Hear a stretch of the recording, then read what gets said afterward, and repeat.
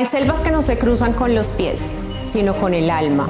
Selvas que no están hechas solo de árboles, barro o lluvia, sino de miedo, coraje y esperanza. Merly Parra dejó atrás una vida marcada por el silencio, la persecución y la pérdida. Su camino no fue un viaje, fue un renacimiento, porque aunque la selva que cruzó dejó huellas que no se borrarán, también le enseñó que incluso en la oscuridad más densa hay una voz que susurra: sigue, porque al final siempre hay una luz. Hoy esa voz tiene nombre, fuerza y propósito. Acompáñame a descubrir qué hay detrás de esa mujer. Bienvenidos. Muchísimas gracias, Merly, por venir a acompañarnos aquí en este espacio. ¿Estás nerviosa? Sí, muy nerviosa. No te preocupes, que yo también. Merly, todos queremos escuchar tu gran historia y, como lo dije en el intro, fue un viaje que cambió tu vida, pero queremos saber quién era Merly antes de montarse en ese viaje. Bueno, Maggie, primero agradecerte por la invitación. ¿Quién era Merly? Merly fue una muchacha muy básica, con una familia muy trabajadora. Mis padres siempre enfocados en trabajar. Y creo que nos perdimos mucho de esos momentos diarios, ¿sabes? Y eso fue algo muy marcado para mí. Y así crecí en un ambiente de trabajo. Y cuando yo logré formar mi familia, también repetí ese patrón, enfocada siempre en trabajar y priorizar el trabajo antes que la familia. Y eso ha dejado una enseñanza en mí. ¿Cuál ha sido esa enseñanza, Merly? En darle valor a los momentos que de verdad importan, como compartir en familia, disfrutar cada momento vivido. Como todos bien sabemos, en tu país pasan situaciones a diario que hacen que la gente emigre.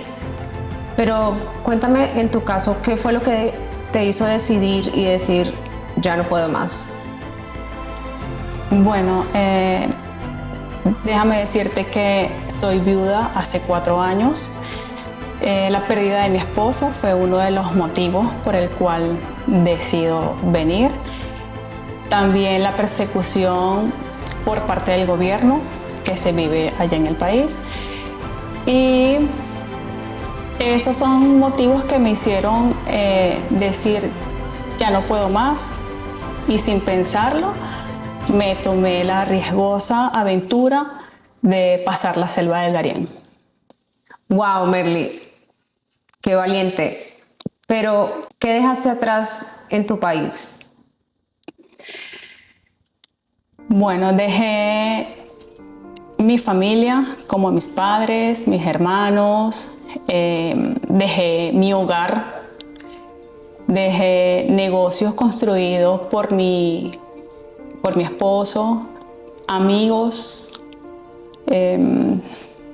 ilusiones, pero dejé esa Merly que hoy en día ya no es la misma. ¿Podríamos decir que ahora hay una Merly de ahora diferente a la que cruzó la selva del Darién? Sí, totalmente diferente.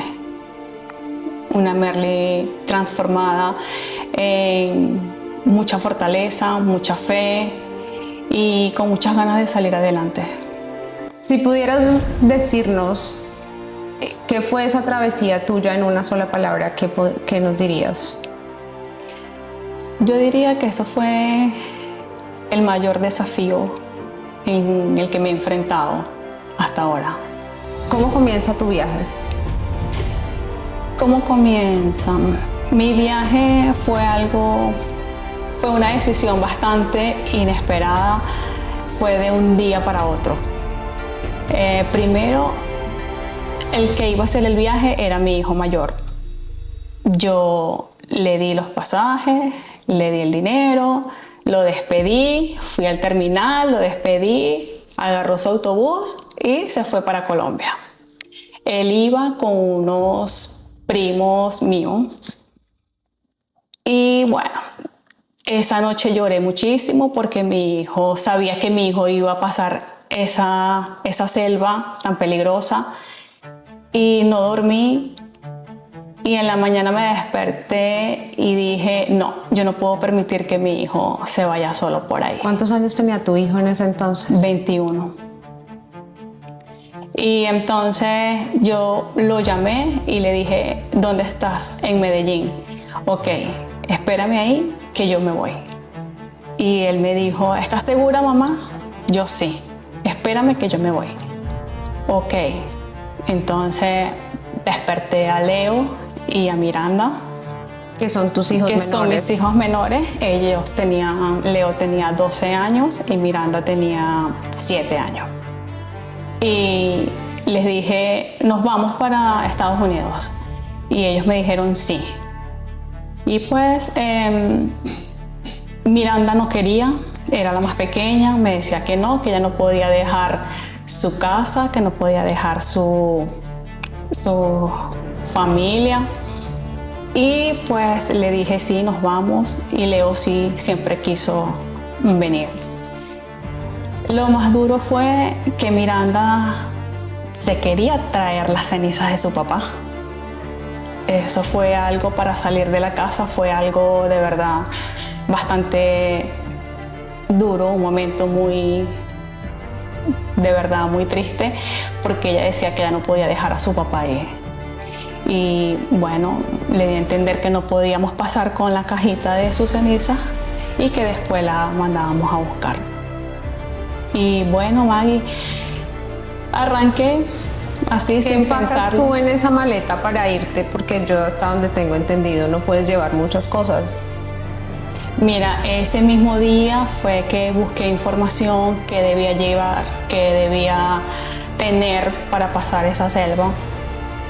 Y nada, solamente le coloqué 4 mudas de ropa a los niños y 4 mudas de ropa para mí. Dejé el negocio porque tenía un negocio de comida rápida, se lo dejé a mi hermana y dejé mi casa al cuidado de mi hermana también. Y me fui sin pensarlo, sin ninguna orientación, nada, solamente los videos que se veían por TikTok, como era la selva del Darién y más nada. Y llegué a Medellín, me encontré con mi hijo y bueno, llegamos a Necoclí.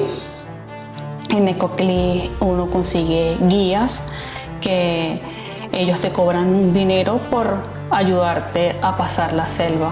O sea, tú te vas de Venezuela en bus, llegas a Medellín y ahí sigues en otro bus. En otro bus hasta llegar a Necoclí. Cuando llegas a Necoclí te recibe el guía. ¿Y qué llevas en la maleta? La muda de ropa, que la tienes que colocar en bolsas plásticas para que no se te moje. Comprar una carpa, repelentes y comida enlatada. Eso es lo que se puede llevar. Pero llevamos sardinas, diablitos, y eso es demasiado peso para los bolsos. Y bueno, de ahí nos montan en una lancha y nos llevan a un primer campamento. O sea, ahí tienes que empezar a dormir con otra gente que no conoces. ¿Qué veías ahí? ¿Qué pensabas en ese momento? Como, o sea, tienes 2 niños pequeños y una maleta. En ese momento solamente pensaba en voy a pasar la selva y voy a salir de esta travesía y todo va a estar bien. Pero en realidad, cuando tú entras al primer campamento, es solamente un lugar plano. Vi demasiada gente, impresionante. De verdad fue bastante impresionada porque era muchísima gente. De hecho, nos dijeron que éramos 700 y algo de personas. ¿Y dónde dormíamos? Ahí en las carpas que cada quien llevaba, se armaban las carpas y dormíamos ahí. Y bueno, en ese momento todo bien, yo tranquila, pero la verdadera realidad de la selva del Darién comienza cuando empiezas a caminar para el segundo campamento. Y ahí sí ya empiezas a caminar, ya no hay transporte de absolutamente nada. No. Hace 3 años que yo me vine y en ese tiempo no había nada de transporte. Ahora, hoy en día, bueno, había caballos, mulas, ya estaban abriendo otras rutas como en lancha, haciendo el camino más corto, pero cuando yo la pasé era solamente caminar. Y eso fue bastante fuerte, fue impactante. Llegas al segundo campamento y de ahí ¿cuántos días han pasado? Llego al segundo campamento, llegamos como a eso de las 4 de la tarde, eso fue subir montañas. Cuando llegamos arriba, a la loma, arriba en la montaña, ahí nos quedamos esa noche y nos ha caído un palo de agua, como decimos nosotros, que fue demasiado fuerte. Hay muchas carpas que el agua se las llevó y eso fue muy fuerte. Y a las 4 de la mañana uno de los guías dice a levantarse todo el mundo porque es hora de caminar. Y ahí empezó mi pánico, en ese momento. Empezó mi miedo en querer devolverme, caí en cuenta de que, Dios mío, ¿qué hice? ¿Qué estoy haciendo? ¿Dónde estoy? Ahí fue donde... Pero en algún momento pensaste en devolverme, en ya no voy más, me devuelvo con mis niños y paro aquí. Sí, en ese momento. Yo dije, Dios mío, ¿cómo vamos a seguir nosotros caminando con este palo de agua que está cayendo si la primera parte fue la subida a la montaña? Ahora nos tocaba bajar la montaña. O sea, eso va a ser puro lodo. ¿Cómo nosotros vamos a bajar? Si por donde tú mirabas era barranco y si tú te resbalabas y caías, ya, hasta ahí llegabas. O sea, ¿en algún momento viste gente que se cayó, que no siguió, que se devolvió? Sí, vi gente. Vi cuando una persona se ahogó. Y mis hijos estaban ahí viendo eso y eso fue algo también impactante. Cuando yo estaba en el segundo campamento que estaba lloviendo, yo le dije a mi hijo mayor, yo no voy a seguir, yo me voy a devolver. Yo no quiero, yo me voy a devolver. Y él me agarró y me dijo, mira a tu alrededor. Mira la cantidad de gente y la cantidad de niños que hay aquí para pasar. Hay niños menores y más chiquitos que Leo y Miranda. Entonces Leo también me dijo, mamá, tú puedes, vamos. O sea, ellos fueron quien me dio esa fortaleza y esa esperanza y esas ganas de seguir. Fueron ellos. Ellos me motivaron. Y ahí yo caí en cuenta, cuando ellos me agarran y me dicen todo eso, caí en cuenta de que es verdad, tengo que seguir por ellos mismos. Ok, tú llegas a ese segundo campamento, bajas la montaña. ¿Qué pasa de ahí para allá, Merly? Porque te falta camino para llegar acá. Sí, falta muchísimo camino. Mira, yo pasé la selva pidiéndole perdón a Dios por haber metido a mis hijos e incluso a mí en esa travesía, en esa selva tan peligrosa. Momentos muy, muy duros en el cual era tiempo de lluvia y los ríos estaban muy crecidos. Había que pasar en cadena humana los ríos. También había que pasar con mecates, que la gente llevaba mecates y a través de los mecates uno iba agarrándose y pasando, pero la corriente era demasiado fuerte. Mi hijo mayor montaba a la niña en los hombros para poder pasar los ríos, y en una de esas mi hijo, la corriente era tan fuerte que mi hijo se estaba yendo con la niña en los hombros. Llevaba a la niña colgada en los hombros más un bolso que pesaba mucho por las latas de comida, y eso era desesperante, ver que tu hijo se le están perdiendo la fuerza de sus piernas, y tú ves que tu hijo y tu hija van en esas condiciones, y yo pedí auxilio, o sea, que lo ayudaran, porque era muchísima gente. Y de hecho sí, así como veníamos nosotros, venía mucha gente también, y venía gente buena.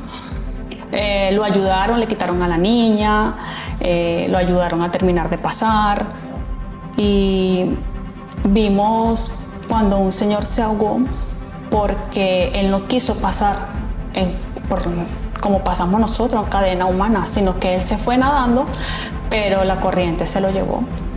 Trataron de ayudarlo, auxiliarlo, pero él más bien estaba agarrando y tratando de llevarse a las personas que lo estaban ayudando, y tuvieron que dejarlo. Y el cuerpo, nada, lo agarraron más adelante y lo pusieron a un lado, y ahí quedó. O sea, es cierto que cuando van caminando ven cuerpos muertos, o sea, ven gente con desnutrición, gente que está con sed, gente que ya no quiere caminar más, sí, y se van quedando. Sí. De hecho, uno iba caminando y llegaba el olor a descomposición de cuerpos. Sí, fue bastante duro. ¿Cuánto duró todo? O sea, ¿cuántos días duraste en esa selva, Merly? 4 días y medio. Y después de salir de ahí ya puedes llegar a un punto donde cogen un avión o cómo. No, después de salir de la selva uno agarra unas canoas y te llevan a un pueblito de indios, donde ya ahí tú dices, estoy a salvo. De verdad. Cuando salimos de ahí, wow, le di gracias a Dios por habernos sacado de ahí. Y ahí pudimos comer, bañarnos, cambiarnos, y de ahí son 3 horas más en esas canoas hasta llegar a Panamá. ¿Qué pasa después de que llegaste a Panamá? Bueno, de ahí comienza la otra travesía, pero en bus. Después de Panamá viene Costa Rica, después de Costa Rica viene Nicaragua. Nicaragua también fue bastante fuerte. Para nosotros fue bastante fuerte, porque no teníamos salvaconducto para llegar a cada frontera. Entonces ahí extorsionaban muchísimo. Entonces teníamos que desviarnos, meternos por haciendas, caminar, lodo, escondernos, que la policía no nos viera, no nos agarrara, porque nos devolvían otra vez a Panamá. Pasas Nicaragua y después hasta dónde llegan en bus, hasta México. En México agarramos de la frontera de México con Guatemala, agarramos para la capital de México, y de ahí agarramos para Ciudad Juárez. En Ciudad Juárez pasamos como decirte, un puente, y de ahí nos entregamos a migración. O sea, total de los días en esto, 24 días. Merly, o sea, de verdad que increíble. O sea, llevas 2 niños, prácticamente otro niño, o sea, 21 años, no me imagino eso, y 24 días en toda esta travesía para poder llegar acá. Increíble. ¿Cómo fue el proceso cuando tú llegaste acá y te entregaste a inmigración? Bueno, cuando yo llegué, nos entregamos a migración, y ellos nos hacen un procedimiento donde te toman huellas, te hacen un montón de preguntas, toda la información que ellos necesitan y nos mandan a darnos una ducha, nos entregan ropa, porque teníamos que dejar todo lo que nosotros traíamos. Si traíamos ropa, eso se quedaba ahí, eso era para la basura. La ropa que cargábamos puesta, eso iba a la basura, o sea, entramos sin nada. ¿Estuviste en algún momento en alguna cárcel de inmigración? Sí, después que nos duchamos y nos hicieron todos los papeles, nos pasaron como, era una cárcel donde eran muchos cuartos y ahí había más de 50 personas en cada cuarto, con niños, niñas, adolescentes, todos juntos, solamente mujeres y niños. Los hombres sí estaban aparte. Mi hijo, por tener 21 años, ya mayor de edad, a él lo separan de mí, o sea, se lo llevaron para otro lado. Solamente le dije, cuídate y nos vemos afuera. No lo vi más. A mí me sueltan el día lunes. Me dan la libertad, me entregaron mis papeles y me montan en un autobús para un refugio. Ese refugio era una iglesia. Y en esa iglesia, antes de entrar a la iglesia, había una carpa fuera de la iglesia con comida, y después que comías, te hacen una prueba de COVID a todos. Mi hija sale positiva a la prueba de COVID y por eso no nos dejan entrar a la iglesia. Nos mandan a un hotel como resguardada por el COVID, donde ellos se encargan de pagar el hotel, de pagar la comida, los días que tú vas a estar ahí internada. Y por tener el COVID nos mandaron a ese hotel por 5 días. Y en esos 5 días yo, sin saber de mi hijo, qué había pasado con mi hijo mayor. Luego él se comunicó conmigo. Mamá, ya me soltaron. Y yo le digo, gracias a Dios, ¿dónde estás tú? Me dice, estoy en el aeropuerto, ¿me puedes mandar a buscar? Ok, yo voy a contratar un Uber para que te vaya a buscar. Y efectivamente, el señor que nos hizo el traslado al hotel, él me dejó su tarjeta. Y yo lo llamé y le dije, vaya a buscar a mi hijo en el aeropuerto. Y efectivamente él va al aeropuerto y me dice, mándame una foto, ¿cómo es tu hijo? Y yo se la envío, yo no lo consigo, él no está aquí, pregúntale dónde está, en qué aeropuerto. Y resulta que mi hijo era en el aeropuerto de Los Ángeles. Wow. O sea, tú seguías en Texas. Yo estaba en Texas, San Antonio, y él en Los Ángeles. O sea, a mi hijo lo montaron en un avión, le dieron 24 horas vueltas y vueltas en un avión, sin comida, sin agua, esposado, encadenado de cintura y pies, hasta que lo soltaron en el aeropuerto de Los Ángeles.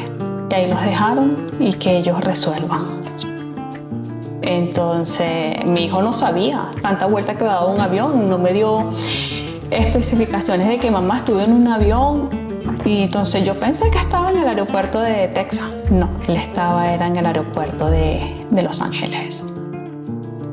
Merly, con todo esto que nos has contado, te ganas mucho más mi admiración y mi respeto. De verdad que es una historia demasiado conmovedora, que quizás la vemos en cualquier documental, pero ya contándola y viéndola un poco más cerca con 2 niños, es demasiado admirable de tu parte y ver la valentía que tuviste para hacerlo. Gracias.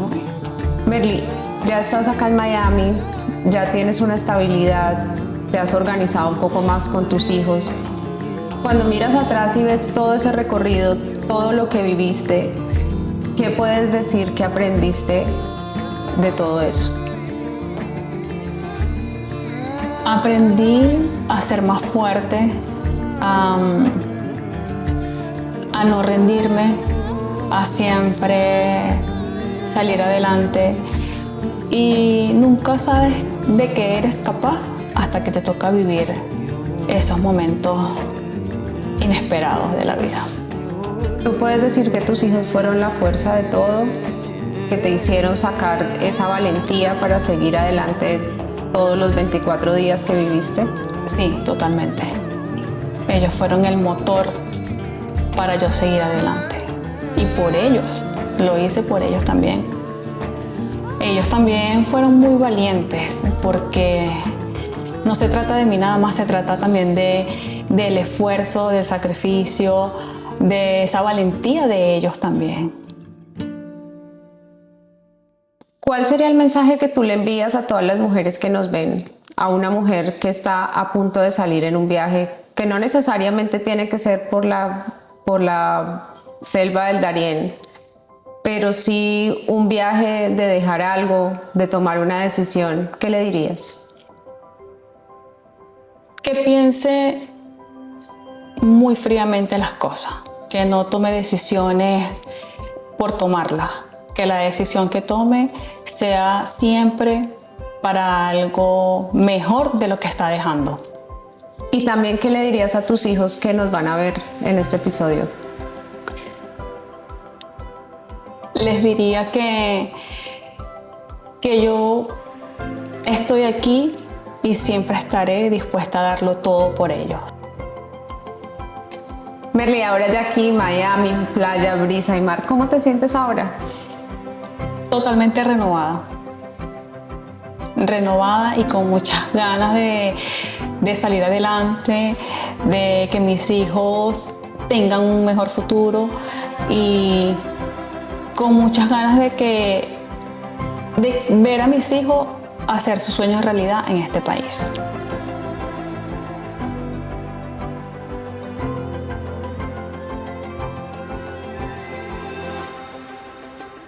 Gracias, Merly, por venir, acompañarnos y contarnos tu valentía y tu trayectoria para llegar donde estás hoy. Gracias a ti, Maggie. Recuerden seguir mi canal Detrás de esa mujer.